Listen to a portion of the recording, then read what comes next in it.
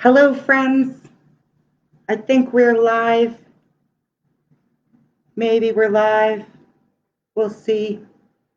I am here yes, we're definitely live now.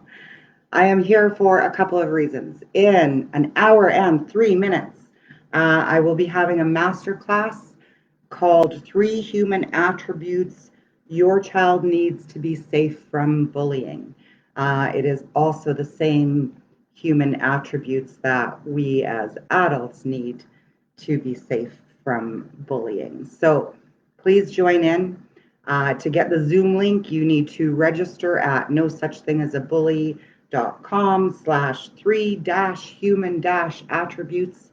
The link is also in the description of this video. So you have an hour left to get yourself signed up for that. A little bonus here for everyone on the page, and I am going to grab this video afterwards and share it specifically with someone who has asked for it. So the question that I had was, how do we heal from trauma? Heal for real, not just like, get past it or learn to manage our triggers or set it in some deep spot in our mind where we don't think about it, but for real, face up to it and heal. And I went for training courtesy of Samson Community Wellness. Thank you, Bonnie. It was called Mending Broken Hearts, and it was a First Nations grief recovery training through White Bison. And so I'm going to give a sort of a short description of that here. And if it's something that you find valuable, please let me know.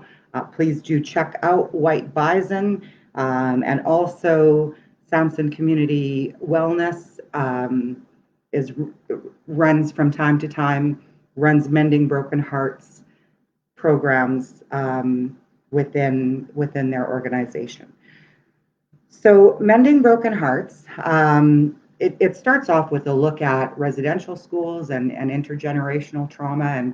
And of course, that's something for anyone to think about in terms of what kind of generational issues run through our family. We all have them to some degree or to some extent. So having a look at that is important to healing your own trauma. And then we go on to make a trauma timeline. So you look at your life from beginning to end. What are the traumas that I have experienced within my life? And don't worry if they might be what somebody else might, without empathy, might look at it and say, oh, that's just a small trauma. There's no need to compare traumas. A trauma is a trauma. If you feel like it was terrible for you, then you feel like it's terrible for you. It doesn't matter what anybody else thinks about it. So you're writing a trauma timeline of your life from start to finish. And you can even put little lines, a longer line for a trauma that felt deeper, a shorter line for one that existed, but it had less effect. And so you go through your whole life and write those out and kind of measure, which ones were the worst for you. And then you're going to look at who was involved in those traumas relationship-wise. And you might pick one person on that line and do a relationship line for them. Now, before we get there, in between each of these pieces in Mending Broken Hearts, they also have you read your trauma line to someone else. And when you're doing that reading, the other person is not supposed to comment, not supposed to say anything, not even supposed to hand you a tissue. And the reason for that is because a lot of times we get blocked. Somebody hands us that tissue and we all of a sudden go, oh, geez, I'm crying. That's really embarrassing. And then that emotion gets shut down. So you're just going to read your trauma line to that person without them commenting. Then you're going to pick a person who was involved in one of those traumas and write a relationship timeline with that person. And now you're going to look at things that are good in that relationship and things that were bad. Top of the line, you're going to write the things that were good. Bottom, you're going to write the things that were bad. While you are doing that relationship timeline, you're looking for three things. You're looking for things that I want to ask forgiveness for, things that I want to give forgiveness for, and significant emotional statements. And you'll know a significant emotional statement when it pops into your mind as you're doing this timeline. So while you're writing that timeline, you're just going to keep on a separate piece of paper off to the side things I want to ask forgiveness for, things I want to forgive, and significant emotional statements. When you're done that part, you're going to read your timeline to your partner. Again, partner is not going to make any comments. Um, then you're going to take those three things that you were looking for, things I want to ask forgiveness for, things I want to give forgiveness for, and significant emotional statements, and you're going to use that to write a letter. Now, when I started doing this training, I was a bit of an asshole because I thought, oh, we're going to write a letter. Oh, well, I've done this before. This is not new to me. Um, and so I went ahead and wrote a letter before it was time to write a letter. And then I wrote another letter after I had worked through that process. The two letters were significantly different, and significantly different in terms of the emotional effect they had on me. So keep in mind, you're looking for things I want to forgive, things I want to ask forgiveness for, and significant emotional statements. So now you are taking those three things that you found during that relationship timeline, you're writing them into a letter.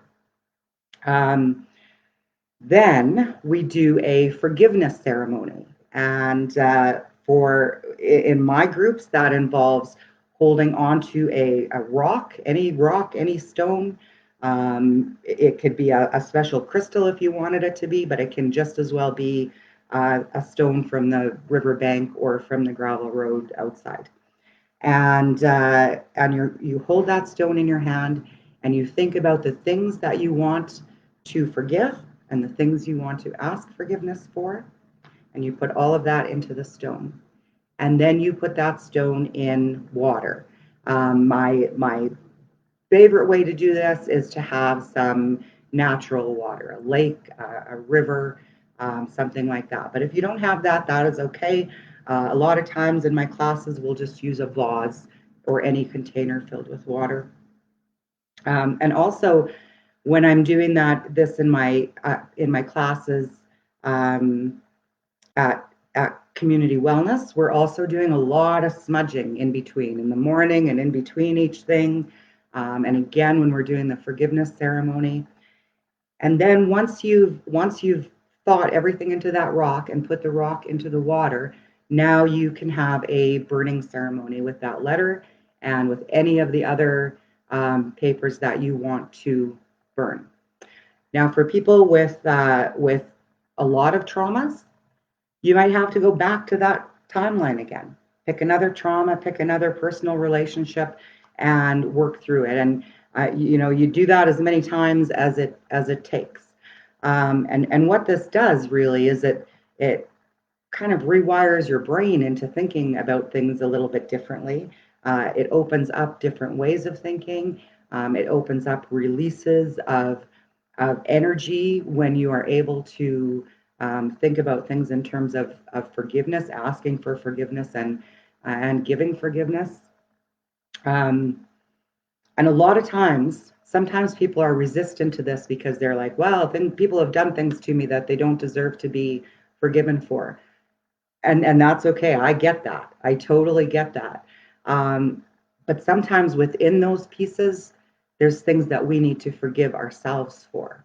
So, for example, if I've been sexually abused, and that's one of my traumas, and I spent years and years blaming myself and self sabotaging my life because of this trauma, and then blaming myself for that, then I need to forgive myself for that piece.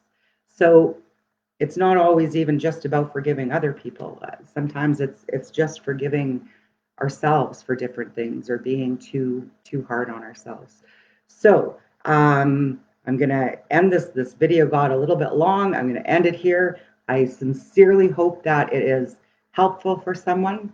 And again, I invite you to Please join the masterclass that is happening in 53 minutes. Thanks. Take care, everybody.